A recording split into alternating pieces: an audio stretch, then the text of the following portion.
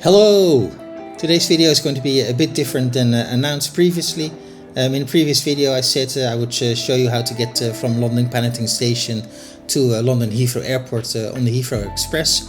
But in hindsight, reviewing the footage that I made, it really wasn't enough to tell the story, so that's going to be at a later date. So today's video is a bit of a Frankenstein video. Our latest trip was in February when we traveled, I can say now, to the US. And we'll start the flight off in Amsterdam to London Heathrow, where we are connecting the next day on a flight to Atlanta. Most of the time when we have a connecting flight at Heathrow and we have to do an overnight stay at the airport, we'll stay at the Sofitel hotel that is connected to Terminal 5. I'm putting the footage together of both stays, one in February and one in December last year. As in last year we stayed in a deluxe room, and this time we upgraded out of curiosity to the Prestige suite. So both those rooms will be in today's video. But for now, let's get checked in and clear security. For those that are new to this channel, I'm Chris. I've been traveling a lot with my wife. And last year we decided, or I actually decided to vlog our trips, mostly for ourselves, but we are happy to share it on YouTube for those that want to join us and have interest in the places we visit and the places where we stay and how we get there. I grew up in the Netherlands, literally next to the Schiphol airport. My mom worked for the KLM, and that really gave me a head start in my interest in traveling and the interest in planes, of course, and everything that surrounds aviation. I would literally pedal on my push bike to the airport and watch the planes there with the excellent viewing platforms we had back in the day. We are heading now to the One World Lounge here at Schiphol. It closed during COVID when it was a British Airways lounge, and it remained closed after COVID and only just reopened last year in February. And it's now also rebranded as a One World Lounge.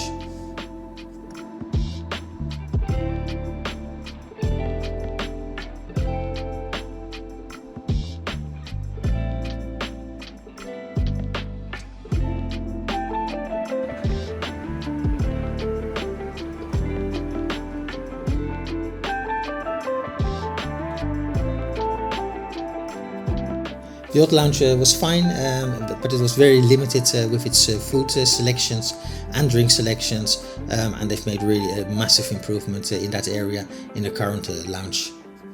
For me, it's at the moment one of the nicest lounges here at Schiphol. I have not been in the KLM lounge, so I'm not claiming it to be the best lounge at Schiphol, because there are still some lounges I have to visit. Let me know in the comments which is your favorite lounge here at Schiphol.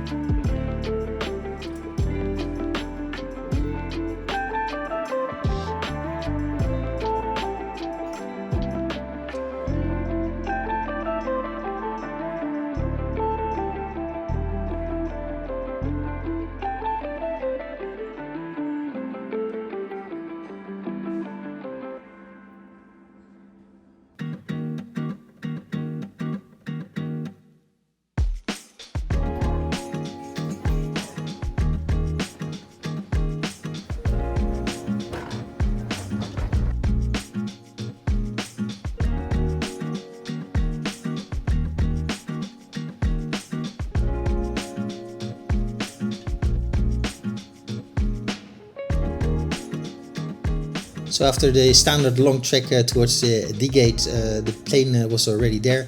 It is an Airbus A320 CEO. CEO stands for current engine option.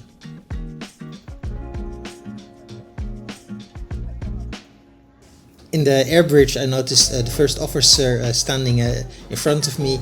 He just returned from his walk around the plane and was also waiting like us to enter the plane.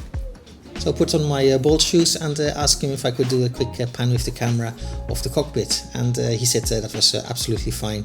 I really felt like a little kid asking and a little bit excited of doing it. So it was a very quick shot because I was also a little bit embarrassed. But hey, everything for the content for this vlog.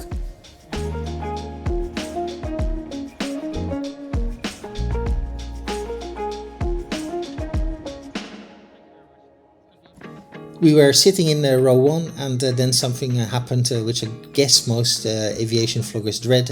It started to rain and these big drops were staying on the window, which really made it impossible for the camera to focus beyond those raindrops. If it rains harder, then sometimes the drops will form sort of flow off in patterns and you can get the camera to film and focus between those paths, but this wasn't the case today.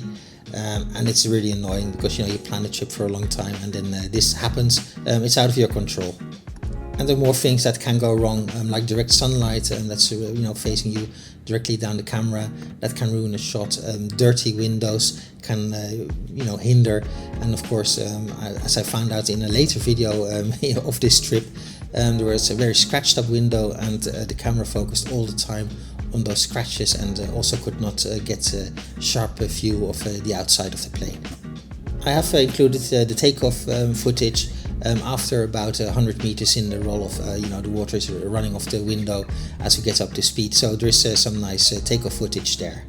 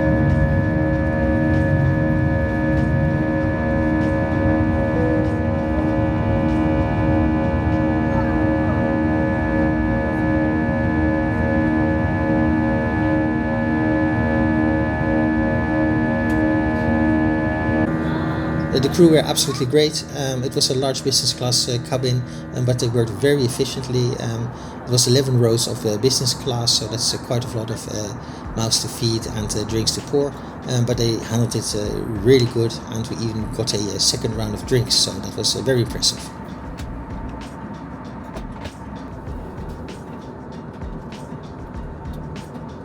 So I was being very dramatic at one point with the lost footage. Basically, I said, well, no point in filming this anymore. So I stopped filming in the trip.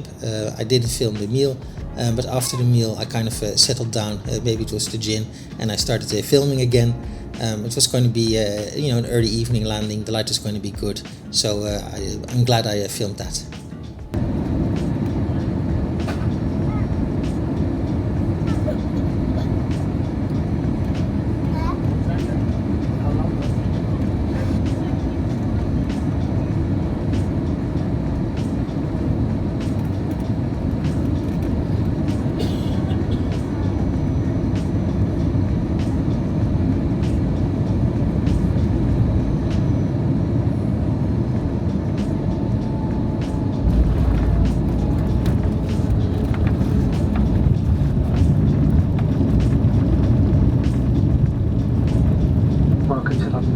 We shall be arriving at Terminal 5. The local time here has just gone 4:15 in the afternoon.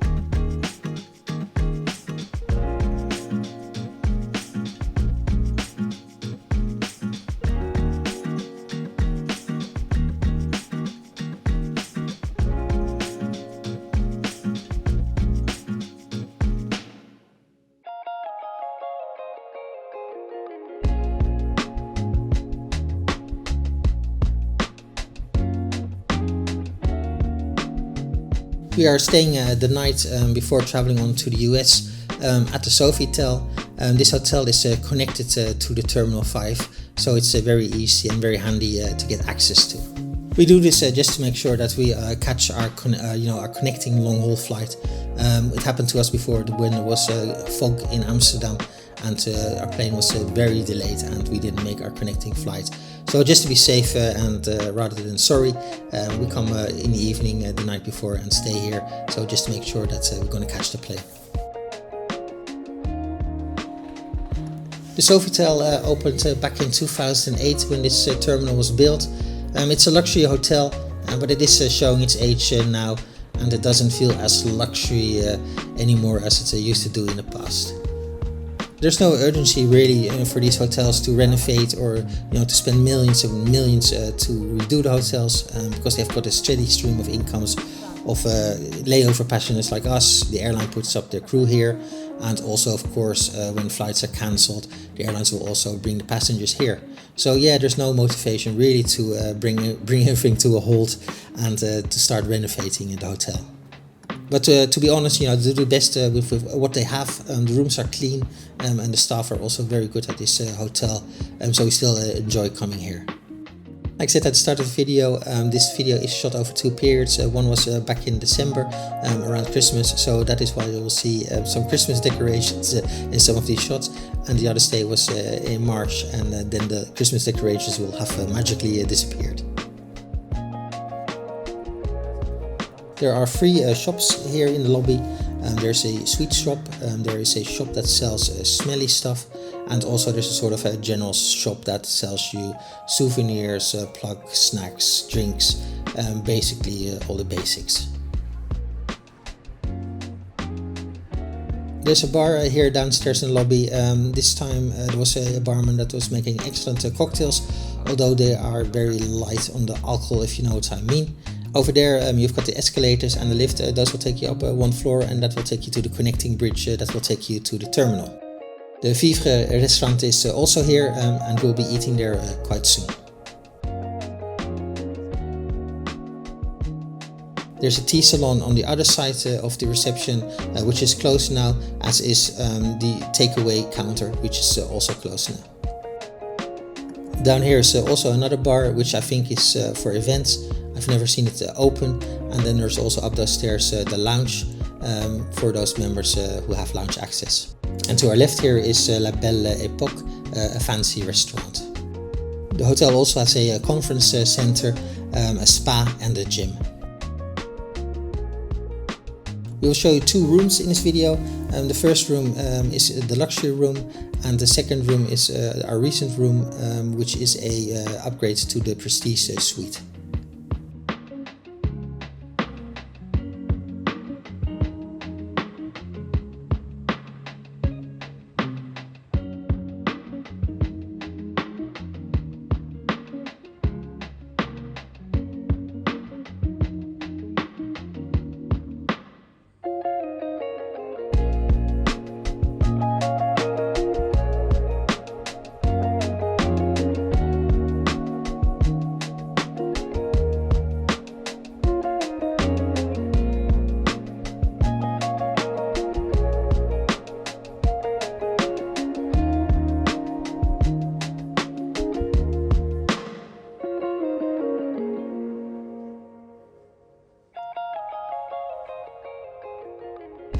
The luxury is 32 square meters, that equals 341 square feet. It is the largest of the basic rooms, and the minibar is included. All rooms come with the Wi-Fi included, and it's a decent speed. I can watch YouTube, of course not at 4K, but you can watch some streaming videos.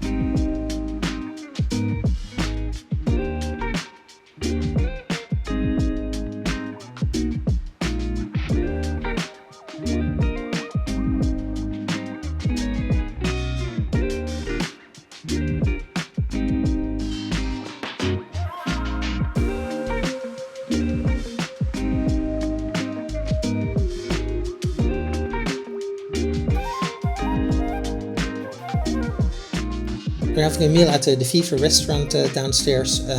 It's a base restaurant, it's decent, and they also serve the breakfast here in the morning. My wife has to eat gluten-free, and we do think that in the past they were better with the gluten-free options. And this time as an appetizer all she could have was a minestrone soup, which wasn't even on the menu. I had the king prawn skewers as a starter, and the prawns were a bit overdone, but there was a nice satay sauce with a little bit of spice in it that made up for that. For the main course, my wife had a pan-fried sea bream. She enjoyed it, but the sauce wasn't that good that came with it, and we're not sure if they sort of adapted the sauce due to her gluten allergy. I had the Surrey ribeye steak. It was a very nice steak, very well prepared. It did came with a peppercorn sauce, which was very bland. I couldn't detect any taste of pepper in it. I actually had to sort of double check if this was the peppercorn sauce. So steak was good, but the sauce not that good. Food can be a bit of a hit and miss. I think it was better in the past, but that's maybe my memory deceiving me. Maybe it's always been like this. But yeah, I do remember having better meals here.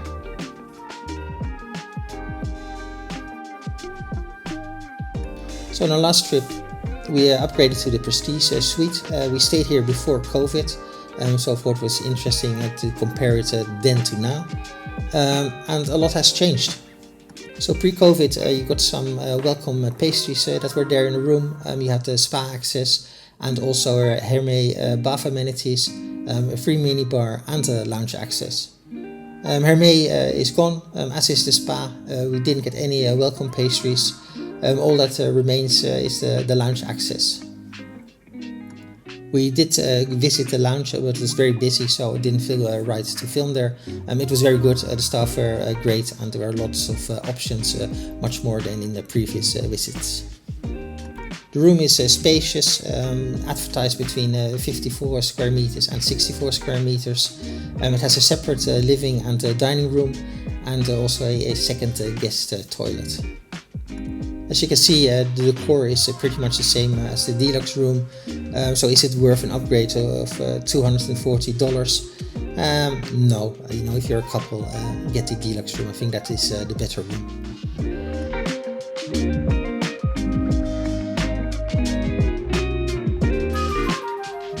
In summary, the Sofitel Terminal 5, it is a good hotel. It is getting dated, worn out, but the staff are very good, and that really makes up for some of its faults.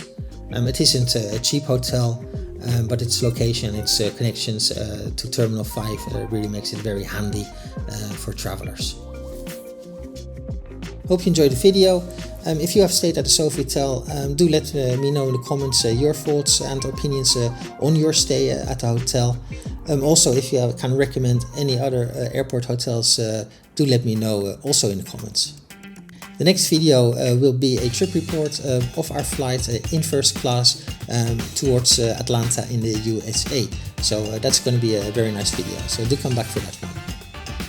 Thank you for watching. Do like if you like the video, and do subscribe if you haven't subscribed yet. Recommend it to your friends if you really liked it. I hope to see you next time. Bye bye.